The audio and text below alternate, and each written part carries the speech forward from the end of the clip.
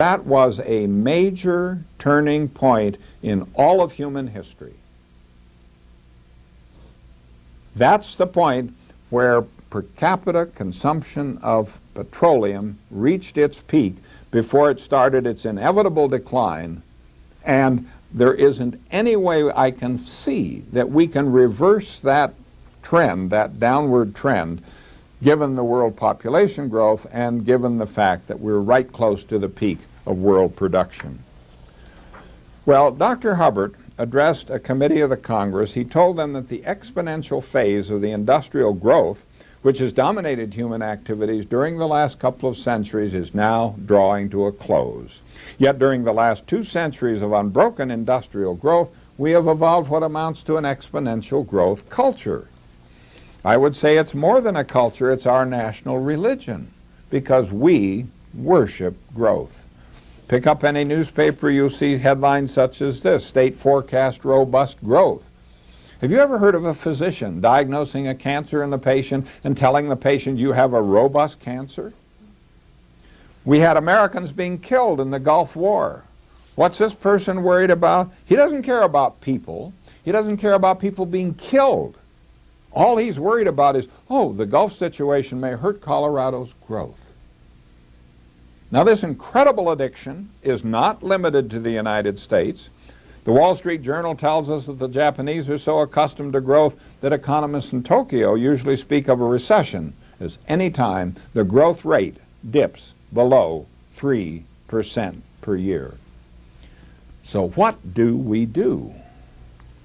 In the words of Winston Churchill, sometimes we have to do what is required. We must educate all of our people to an understanding of the arithmetic and the consequences of growth, especially in terms of populations and in terms of the Earth's finite resources.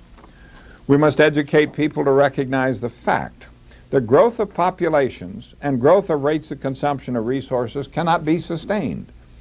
Now, the world is full of people who are yakking about sustainability. Now, some of them are doing serious good things, like trying to reduce energy consumption and things like this. Some of them are just trying to attack the word sustainability onto whatever they're doing, whether it's sustainable or not. We've got to understand the first law of sustainability, and it follows directly from what I've just been talking about. The first law of sustainability is this: population growth and or growth in the rates of consumption of resources cannot be sustained. Now, this follows from the arithmetic of steady growth that we've spent time developing. So this isn't an opinion. Opinions are debatable. This is fact. There's nothing here to debate. You cannot sustain population growth. You cannot sustain growth in the rates of consumption of resources. And so it's intellectually dishonest to talk about sustainability without stressing the obvious fact that stopping population growth is a necessary condition for sustainability. Now, it's not sufficient. Stopping population growth in itself is not sufficient, but there's no way you can have sustainability if you don't stop population growth. We need to educate people to see the need to examine carefully the allegations of the technological optimists who assure us that science and technology will always be able to solve all of our problems of population growth, food, energy, and resources. Now, chief among these optimists was the late Dr. Julian Simon, formerly professor of economics and business administration at the University of Illinois and later at the University of Maryland. With regard to copper, Simon has written that we will never run out of copper because copper can be made from other metals. Well, the letters to the editor jumped all over him, told him about chemistry. He just brushed it off. He said, don't worry. If it's ever important, we'll figure out how to make copper out of other metals. Simon had a book that was published by the Princeton University Press, and in that book he's writing about oil from many sources, including biomass, and he says clearly, there's no meaningful limit to this source except for the sun's energy. He goes on to note, but even if our sun were not so vast as it is, there may well be other suns elsewhere. Simon's right. There are other suns elsewhere. But now the question is, would you base public policy on the belief that if we ever need another sun, we'll figure out how to go get it and haul it back into the solar system. Now don't laugh. For decades before his death, this man was a trusted policy advisor at the very highest levels in Washington, D.C. Here's a quotation from one of his strong supporters. There was a UN report that talked about the possibility of resource collapse because of population growth, and when asked about the report, HUD Secretary Jack Kemp said, "Nonsense, people are not a drain on the resources of the planet." Malcolm Forbes Jr., editor-in-chief of Forbes magazine, tells us in an editorial that CNN recently ran a silly series purporting to show that the world's in mortal danger because there are too many of us. In the poorer countries, the many mouths mean poverty, and richer countries are wrecking the Earth's atmosphere with pollution. It's all nonsense. Bill Moyers interviewed Isaac Asimov.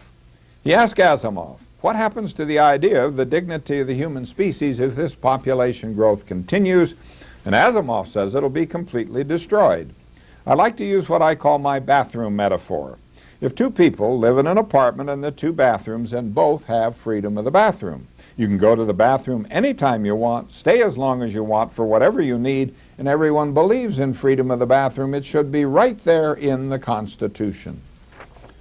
But if you have 20 people in the apartment and two bathrooms, then no matter how much every person believes in freedom of the bathroom, there's no such thing. You have to set up times for each person. You have to bang on the door, aren't you through yet, and so on. And Asimov concluded with what I think is one of the most profound observations I've seen in years. Asimov says, in the same way, democracy cannot survive overpopulation. Human dignity cannot survive overpopulation. Convenience and decency cannot survive overpopulation. As you put more and more people into the world, the value of life not only declines, it disappears. It doesn't matter if someone dies. The more people there are, the less one individual matters. Now let me give you two examples of this destruction of democracy by population growth. I joined the faculty here in 1950. At that time, the population of Boulder was about 20,000. There were 9 members of the city council. Today it's approaching 100,000. There are 9 members of the city council. So in a little over 50 years, the number of people per member of the city council has increased by a factor of 5. Democracy in Boulder has declined to 20% of what it was 50 years ago.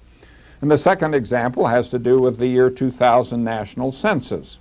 This showed that in the decade of the 90s, the U.S. population increased by about 13%. Now this means every House seat in the House of Representatives now has 13% more constituents on the average than they did 10 years ago. And in the last 1 hour, the world population has increased by about 10,000 people, and the population of the United States in this 1 hour has increased by about 280 people. And we have to ask, why don't more U.S. environmentalists and environmental organizations speak out about the problem of population growth here in the United States? The simple arithmetic makes it absolutely clear that long-term preservation of the environment in the U.S. is impossible in the face of continued U.S. population growth.